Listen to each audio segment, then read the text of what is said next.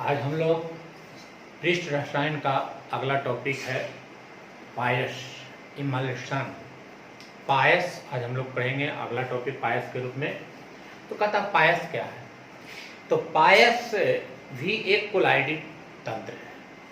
आप जानते हैं कि कोलाइड में दो अवस्थाएं होती है, एक प्रक्षेपित अवस्था, एक प्रक्षेपण माध्यम। प्रक्षेपित अवस्था और प्रक्षेपण माध्यम यानी कि प्रक्षेपित अवस्था प्रक्षेपण माध्यम दोनों मिल करके कोलाइड का निर्माण करता है।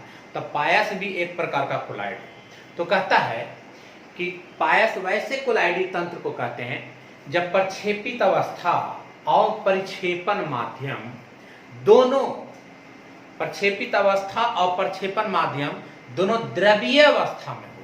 जब द्रव के फॉर्म में हो तब उसे बने विलयन मिश्रण कोलाइड कहेंगे पायस। और एक चीज याद रखिएगा कि पायस में जब भी होगा, अर्थात कहिए कि विलेय यानी कि विलेय अलग प्रक्षेपित अवस्था और विलायक अलग प्रक्षेपण माध्यम, माने विलेय और विलायक यानी प्रक्षेपित अवस्था और प्रक्षेपण माध्यम जब दोनों द्रव के रूप में होगा तो उसे बनने कोलाइड पायस कहलाएगा। अब पायस में जब दोनों प्रक्षेपित अवस्था प्रक्षेपण माध्यम जब दोनों द्रव को मिलाया जाता है तो वो दोनों अमिश्रणीय होते हैं। जब दो अमिश्रणीय द्रव को मिलाया जाता है तो पायस का निर्माण होता है। और पायस में जब दोनों द्रव होती है, जब दोनों अमिश्रणीय द्रव होती है, जब दोनों को मिला देंगे तो मिलाएंगे उस समय तो अस्थायी रूप से वह मिलेगा। और फिर जब वह उसको छोड़ देंगे अस्थायी होने के लिए तो दोनों का लेयर प्रक्षेपित अवस्था प्रक्षेपण माध्यम दोनों अलग अलग हो जाएगा। उसको हम लोग कहते हैं पायस। अब पायस के हम उदाहरण दिए हैं जैसे दूध। अब दूध में समझिए कि प्रक्षेपित अवस्था प्रक्षेपण माध्यम क्या है। बासा के कण, दूध में मौजूद बासा के जो कण है वो प्रक्षेपित अवस्था के रूप में है और उसमें जो जल है वो प्रक्षेपण माध्यम के रूप में है, यानी कि बासा के कण कम और जल की मात्रा ज्यादा है। एक प्रक्षेपित अवस्था, एक प्रक्षेपण माध्यम। तो दूध का उदाहरण है बासा के कण जल में प्रक्षेपित रहता है। इसके जस्ट उल्टा हम दिए हैं दूसरा उदाहरण इसी से रिलेटेड, मक्खन। मक्खन का क्या है समझ लीजिए। मक्खन में जल के कण कम, मक्खन में जल के कण कम, यानी ये जल है जो प्रक्षेपित अवस्था के रूप में है और वसा जो है प्रक्षेपण माध्यम के रूप में रहता है। तो इस कंडीशन के आधार से जब विलेय और विलायक दोनों द्रवीय अवस्था में हो तो उसे बने विलयन पायस कहलाएंगे। यानी कि प्रक्षेपित अवस्था और प्रक्षेपण माध्यम जब दोनों द्रवीय अवस्था में हो तो उसे हम लोग पायस कहते हैं। अब इस कंडीशन के आधार से हम देख रहे हैं कि पायस दो प्रकार के हैं। जल में तेल का पायस, ऑयल इन वाटर, और तेल में जल का पायस, वाटर इन ऑयल। तो पायस दो प्रकार के होते हैं। जल में, यहाँ ध्यान देना दोनों में थोड़ा सा का फर्क है, ध्यान दीजिएगा कैसे। जल में तेल का यानी जल में, तो जिसमें में है जल में तेल का यानी कि जल में तेल का यानी कि जल की मात्रा अधिक, ये आपका जल है जो माध्यम के रूप में है, और तेल का यानी तेल है जो अवस्था के रूप में है। अब यहां देखते हैं तेल में, तो तेल यहां माध्यम के रूप में है, जल का यानी कि जल अवस्था के रूप में है। तो पायस दो प्रकार के होते हैं, जल में तेल का पायस और तेल में जल का पायस। अब एक देख लें, एक पात्र है, इसमें पानी भरा हुआ है।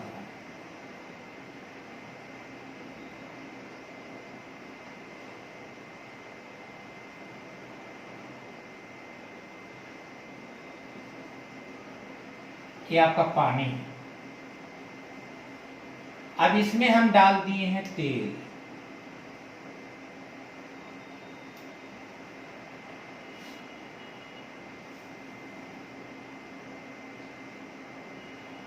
ये जो आपका एक डॉट है ये ऑयल है, ये हल्का छोटा छोटा डॉट है, ये आपका ऑयल है।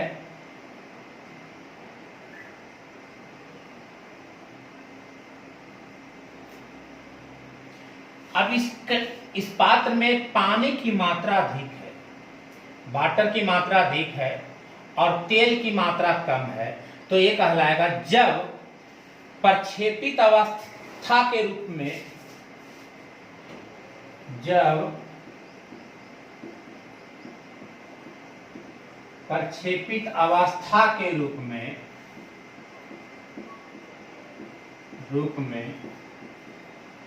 तेल और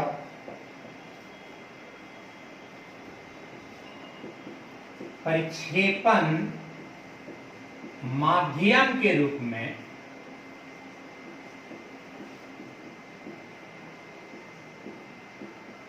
जल हो तो उसे जल में तेल का पायस करेंगे।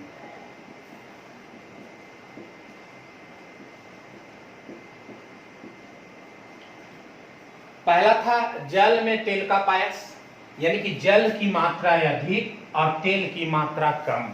जब प्रक्षेपित अवस्था के रूप में तेल, यानी कि जिसकी मात्रा कम होगा वो प्रक्षेपित अवस्था के रूप में तेल और प्रक्षेपण माध्यम के रूप में जल हो, तो उसे बने कोलाइडिक तंत्र को हम लोग कहेंगे जल में तेल का पायस।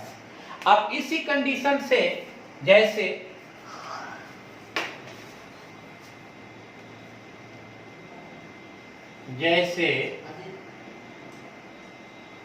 दूध,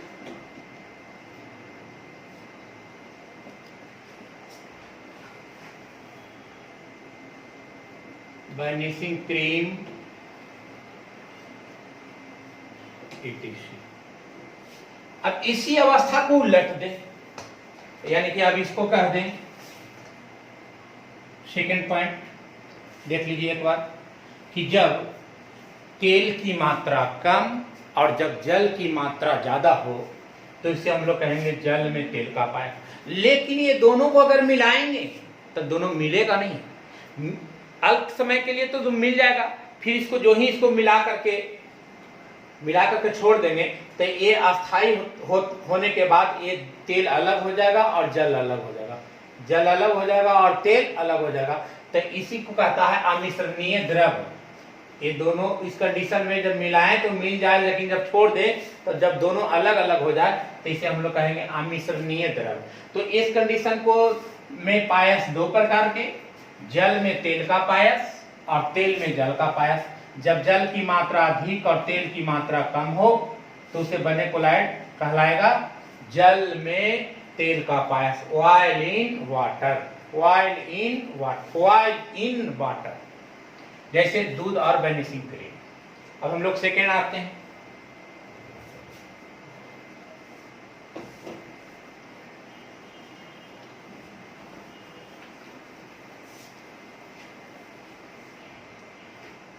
तेल में जल का पायस।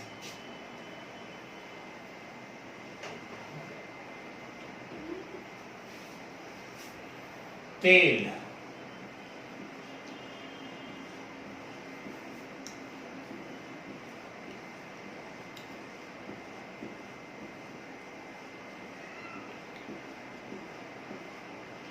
यह है आपका तेल। अब इसमें हम लोग मिला दें जल,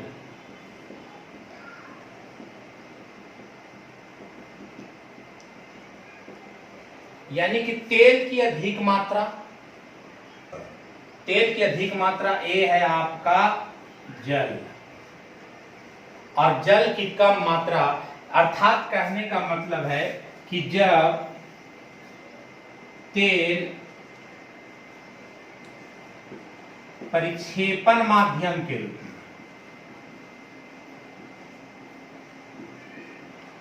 रूप में और तेल प्रक्षेपण माध्यम के रूप में और जल परिक्षेपित अवस्था के रूप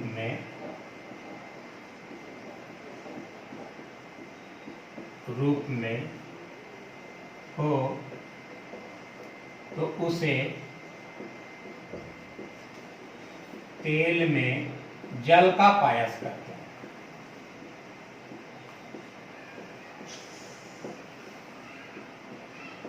जैसे मक्खन,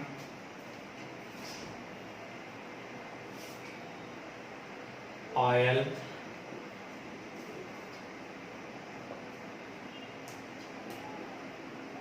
कॉड लीवर,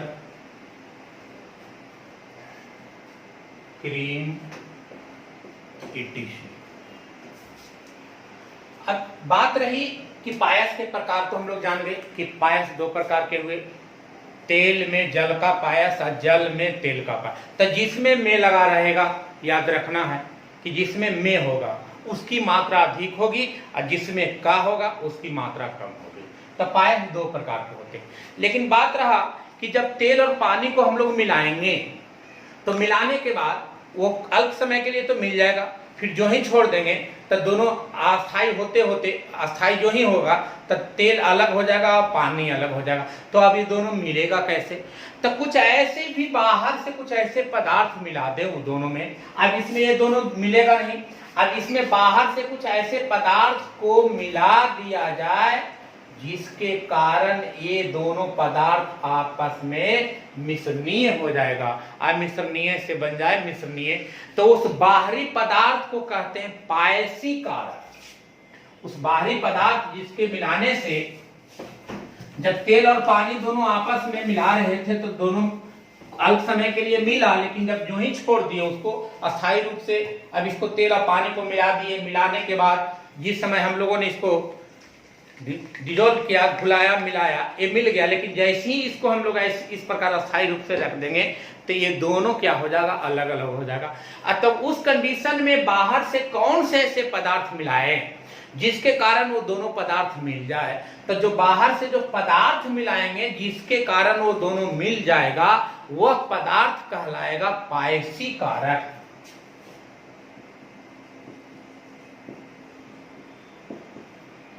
पायसी कारक। तो पायसी कारक अब समझना है कि पायसी कारक वह पदार्थ है जो अमिश्रणीय द्रव को मिला दे पूर्ण रूपेण, जब दोनों द्रव को आपस में मिला दे तो वह पदार्थ कहलाएगा पायसी कारक। जैसे पायसी कारक में साबुन, सरफ, अपमार्जक जितने भी होते हैं, अगर ये तेल है, ये पानी है, एक पात्र है, इसमें रखा हुआ है पानी, इसमें लगा हुआ है ऑयल, डाल दिए हैं तेल, ये दोनों आपस में तो मिलेगा नहीं। अगर मिलेगा नहीं तो आप बताइए कि जब कपड़ा पर जब गंदगी के रूप में हम लोग को ऑयल लग जाए तो पानी में डालेंगे तो दोनों मिलेगा, मिश्रणीय है नहीं, तो कपड़ा तो जल्दी साफ होगा नहीं। लेकिन अगर इसमें बाहर से हम लोग डाल दें सर्फ या साबुन, जैसे ही इसमें सर्फ डालेंगे तो अब ये ऑयल और वाटर जो है वो दोनों आपस में मिल करके वो मिसेल्स का फॉर्मेशन में आए। पढ़े हम लोग कि मिसेल्स का फॉर्मेशन होगा।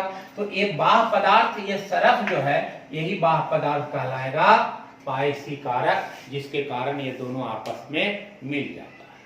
हम लोग पढ़ेंगे पायस के गुण। तो पहला है डीएमल्सिफिकेशन, विपायसीकरण। विपायसीकरण क्या है? तो पहले हुआ कि जब दो द्रव नहीं मिल रहा था तो बाहर से कोई पदार्थ मिला है तो उसको कहेंगे पायसीकरण। और अगर दोनों पदार्थ मिल गया तो उसको अलग करना है। जब दोनों पदार्थ मिला हुआ है और पहले नहीं मिला हुआ था तो उसको मिलाना है, तो बाहरी से पदार्थ जो डाले वो कहलाएगा पायसीकारक। और जब मिला हुआ है उसको दोनों को अलग करना है तो वो कहलाएगा पदार्थ विपायसीकारक। इसमें उच्च अम्ल का प्रयोग करते हैं। तनुकरण। तो तनुकरण में क्या होती है कि तनुकरण में प्रक्षेपण माध्यम को किसी मात्रा द्वारा किया जाता है। प्रक्षेपण माध्यम को किसी मात्रा के द्वारा किया जाता है। इस गुण का उपयोग विलेयता को पहचानने में किया जाता है। इस गुण का उपयोग पायस को पहचानने के रूप में किया जाता है, वो प्रक्रिया कहलाती है तनुकरण।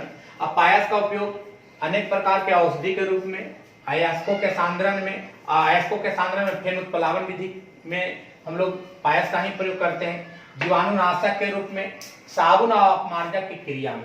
तो साबुन और अपमार्जक की क्रिया जब नहीं मिल रहा था तो उसको मिलाने का कार्य तो करता है, वो कहलाता है पायस है। पायस। अब देखिए एक अगला टॉपिक है जेल। जेल क्या है?